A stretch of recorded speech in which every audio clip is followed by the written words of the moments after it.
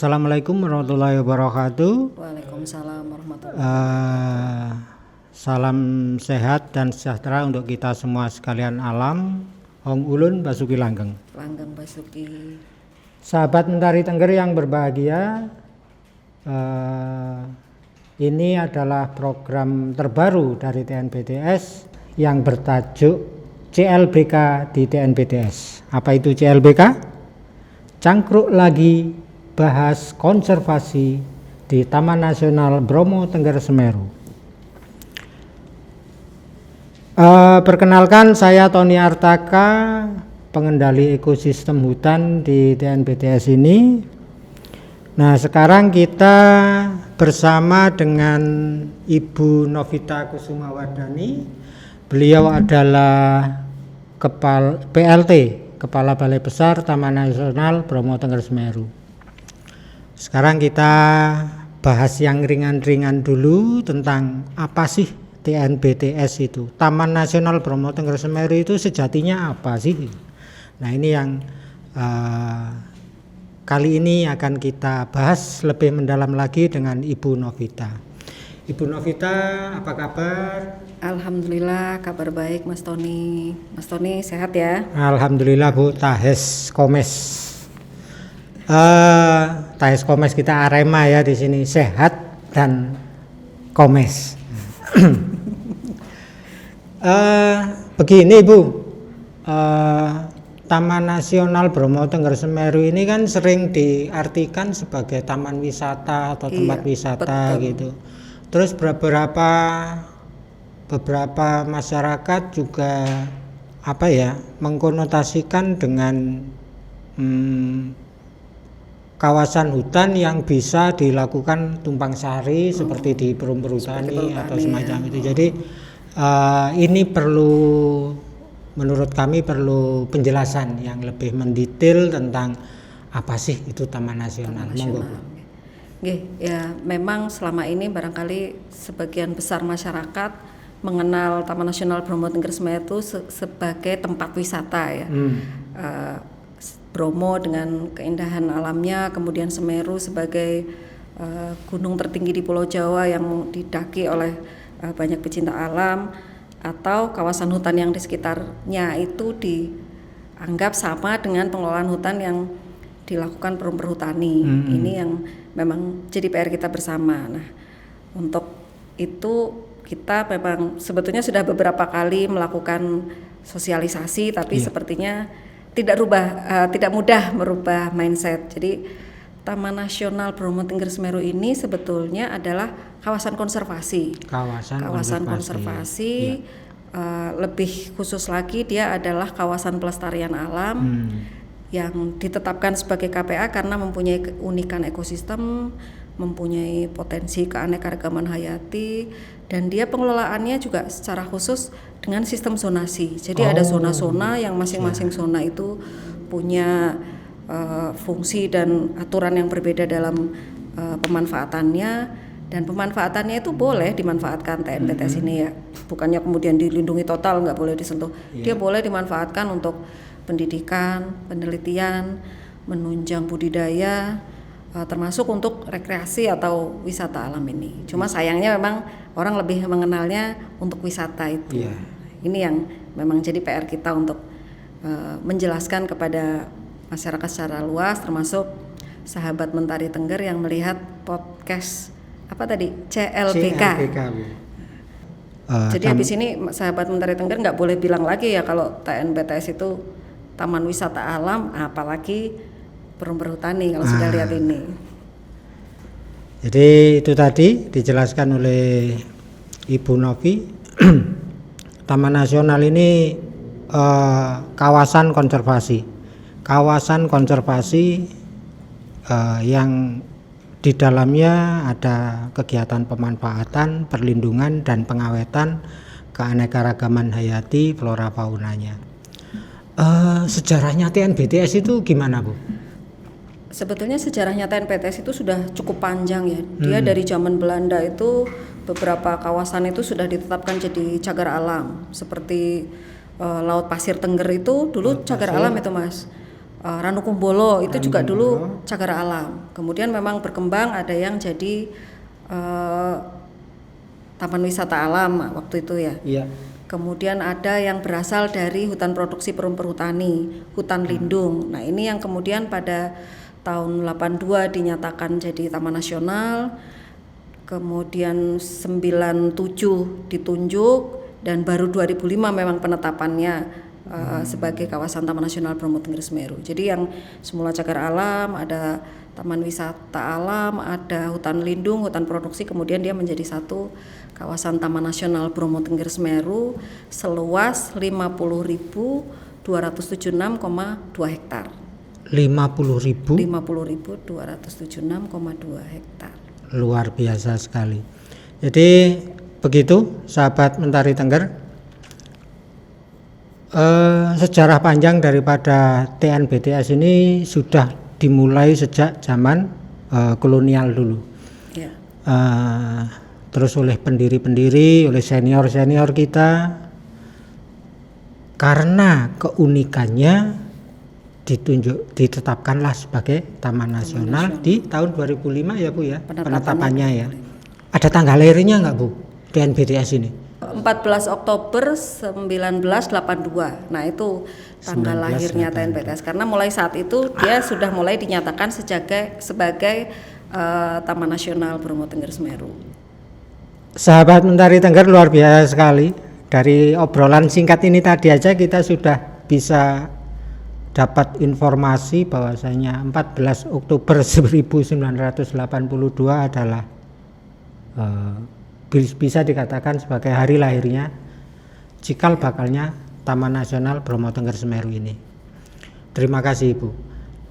Luasnya tadi sudah, potensinya apa saja Bu di TNBTS ini? Potensinya banyak. Yang jelas tadi ya ekosistem yang unik. Ini kaldera Tengger dengan gunung berapi aktif di dalamnya itu the one and only, satu-satunya yang ada di Indonesia.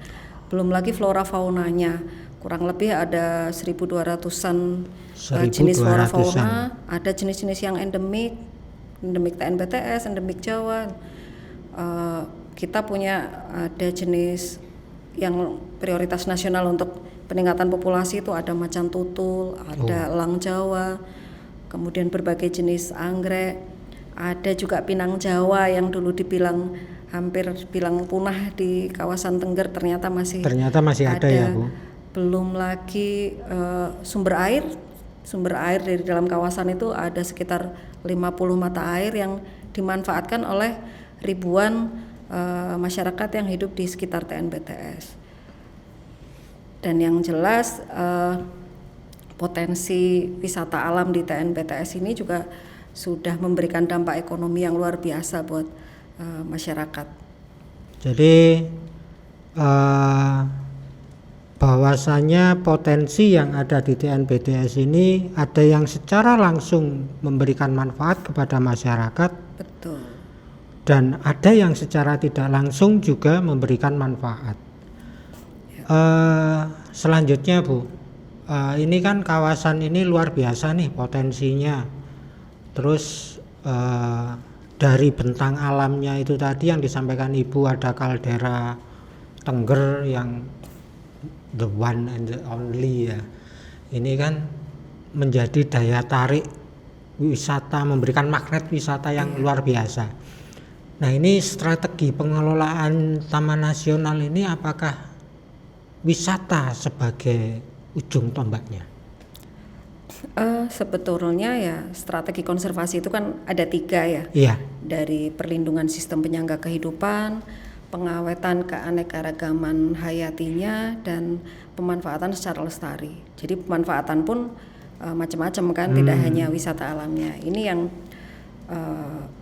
barangkali perlu kita eksplor lebih dalam supaya teman-teman sahabat Mentari Tengger itu juga paham bahwa Taman Nasional ini strategi pengelolaannya ya tidak sekedar dipromosikan jadi tempat wisata nih, karena tanpa dipromosikan sudah ratusan ribu orang datang tiap tahun. Tapi dia perlu dilindungi karena dia itu tadi saya sampaikan ada 50-an sumber air, mata air yang menghidupi ribuan orang. Kalau dia rusak kemudian tidak bisa menjadi catchment area yang menyerap air dan mengalirkannya ke hilir, tentu kita semua yang rugi. Sehingga strateginya tiga-tiganya kita lakukan. Perlindungan sistem penyangga kehidupannya, pengawetannya, pemanfaatannya juga. Jadi bagaimana seimbang antara memanfaatkan taman nasional dan melindungi sumber daya alam yang ada di dalamnya. Dengan melibatkan para pihak tentu, karena tidak bisa Balai Besar Taman Nasional Bromo Tengger Semeru yang petugasnya terbatas itu kemudian mengelola sendiri, nggak bisa. Mas Tony paling di tempat tugasnya juga dibantu masyarakat, dibantu pemerintah daerah, bersinergi juga dengan teman-teman perhutani dan teman-teman yang lain. Kira-kira seperti itu, Mas. Ngomong-ngomong, berapa sih Bu petugasnya Taman Nasional ini? Petugasnya Taman Nasional itu cuma 70-an, Mas. 70 Bu? Iya. Untuk 50.000? 70 PNS, kemudian 70 tenaga honorer. Untuk 50.276 hektar. Jadi memang sangat terbatas. Bisa dibayangkan sahabat Tengger, luasan kawasannya segitu, petugasnya juga tidak lebih dari 120 orang. Jadi memang tanggung jawab ini tidak bisa kita lakukan sendiri. Sahabat Mentari Tengger juga harus bijaksana. Harus bijaksana dalam berekowisata, dalam berwisata alam di Taman Nasional Bromo Tengger Semeru. Ini Bu, tentunya ada permasalahan-permasalahan di dalam pengelolaan Taman Nasional ini. Mungkin kalau coba di ranking gitu, permasalahan-permasalahan itu apa saja, Bu? Kalau di ranking ya. Ya tadi yang diungkapkan di awal, bahwa orang memahami TNPTS itu cuma sebagai tempat wisata itu sebetulnya masalah yang mendasar banget. Karena kalau kita nggak paham, gimana kita mau ikut melindungi kan, seperti itu. Tapi seperti kawasan hutan pada umumnya barangkali ya, TNPTS juga menghadapi permasalahan gangguan kawasan, dari mulai perambahan, illegal logging, illegal hunting, ada memang, meskipun mungkin skalanya tidak sebesar di luar Jawa misalnya ya, tapi ya karena tipologinya yang sekarang ini lebih banyak dikenal sebagai tempat wisata, ya permasalahan mendasarnya itu tadi, ternyata masih banyak yang belum tahu betul apa itu TNPTS.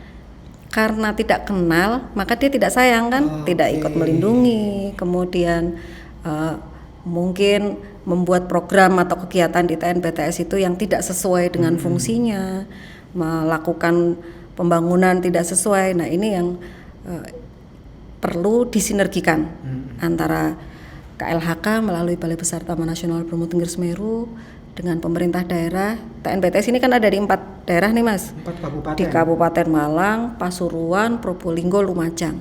Masing-masing ini punya program sendiri nih.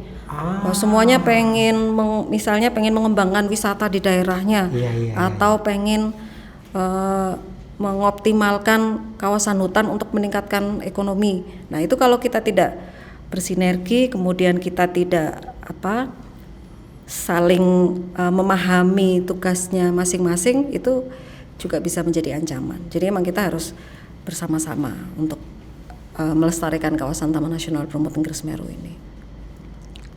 Nyambung ke itu ya Bu, 4 kabupaten. 4 kabupaten. Selain tadi masing-masing kabupaten ini punya agenda pembangunan tersendiri yang berkaitan dengan wisata dan lingkungan hidup mungkin.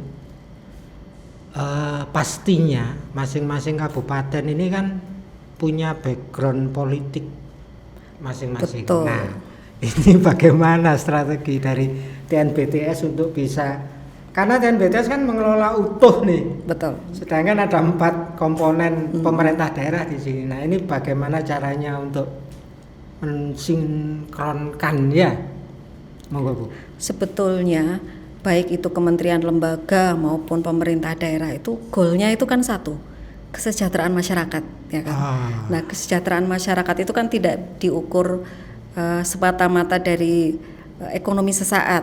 Nah kita masuknya dari situ Mas. apapun warna partainya, Nggih. apapun rona kebijakannya di pemerintah daerah, Nggih. ketika kita bicara dari sisi kesejahteraan masyarakat itu bisa tercapai jika sumber dayanya ini juga lestari. Kalau dia sumber dayanya cuma bertahan untuk 1-2 tahun, mungkin sejahtera sesaat, tapi terus ke depan anak cucu kita seperti apa. Nah, ini ketika dikomunikasikan dengan baik, ternyata alhamdulillah hasil komunikasi kami dengan 4 pemerintah kabupaten pada prinsipnya sudah sejalan lah. Sudah Bagaimana bisa. misalnya pariwisata ini adalah pariwisata yang berkelanjutan, artinya harus menjaga sumber dayanya.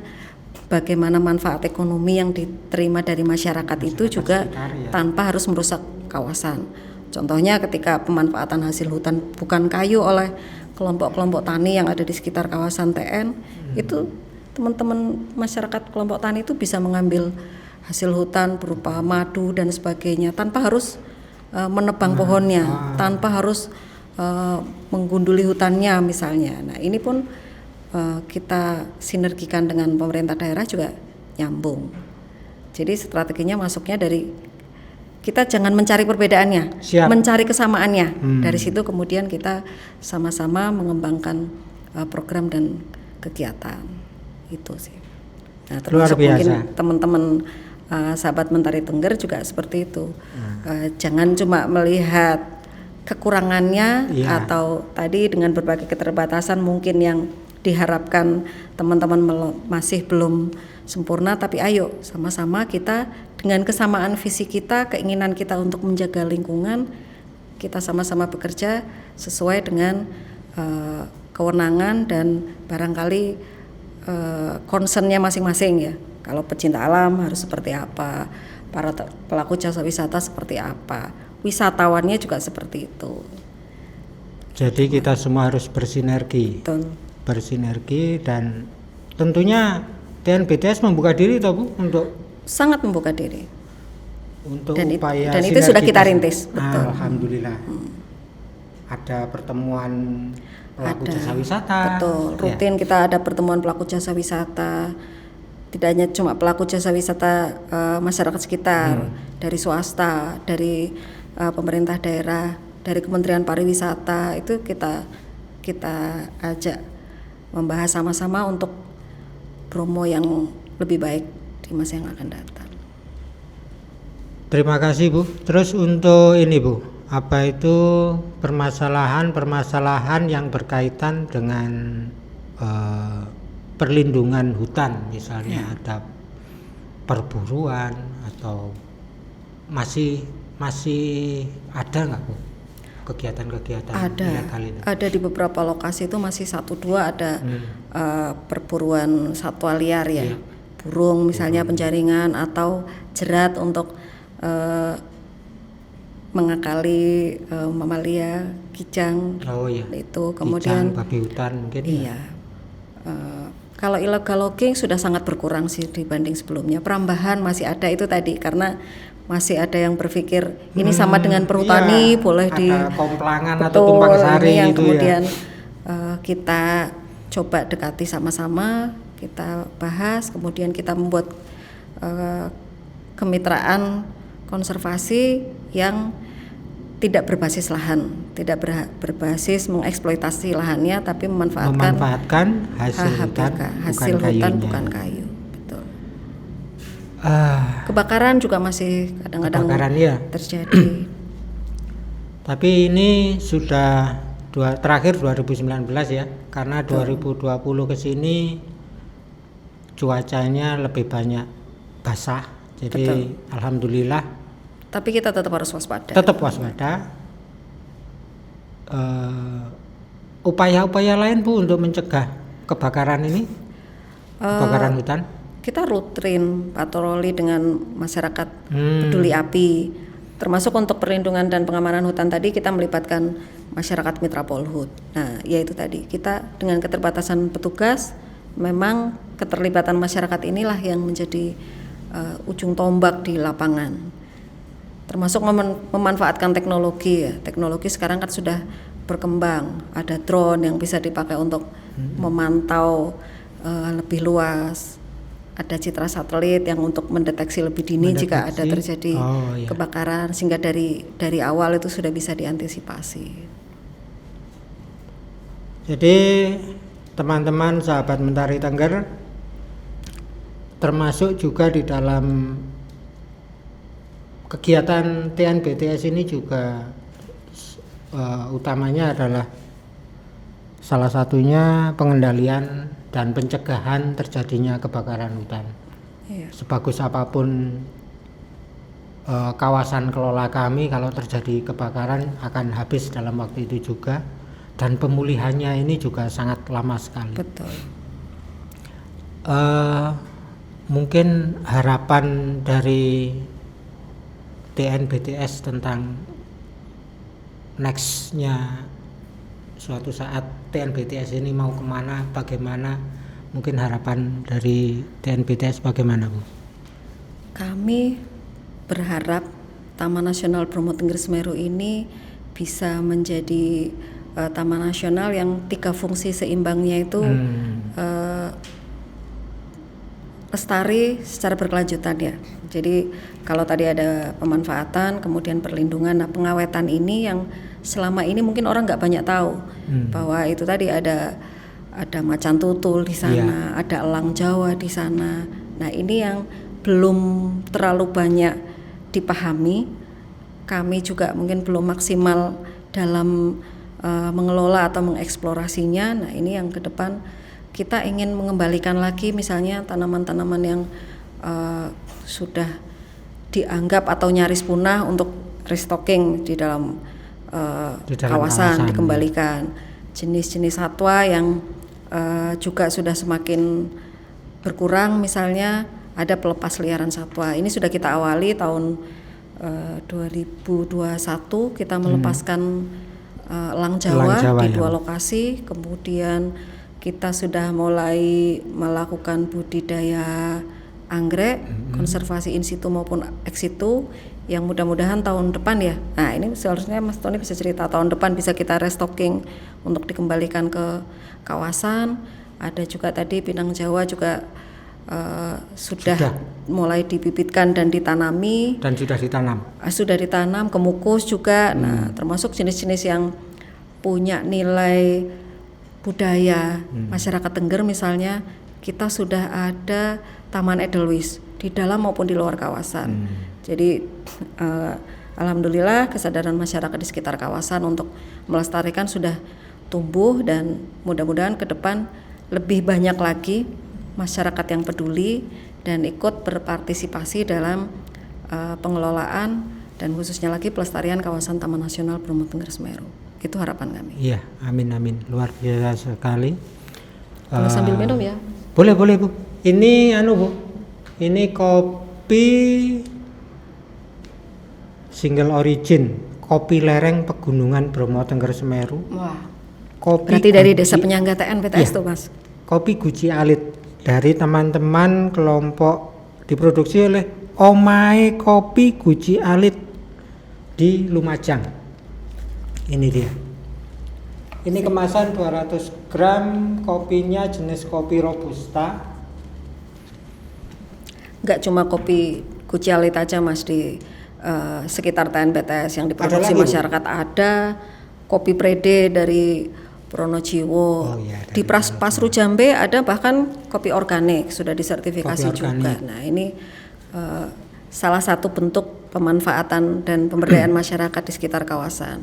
Kalau di Wonokitri, Desa Edelweiss itu dia bisa membuat souvenir-souvenir dari Edelweiss dan Taman Edelweiss yang juga jadi wisata alternatif. Jadi orang nggak selalu harus ke Bromonya, tapi juga bisa ke desa-desa penyangganya. Dan itu Edelweiss-nya tidak diambil dari dalam kawasan, tapi hasil budidaya sendiri. Luar biasa sekali. Jadi konservasi ex situ.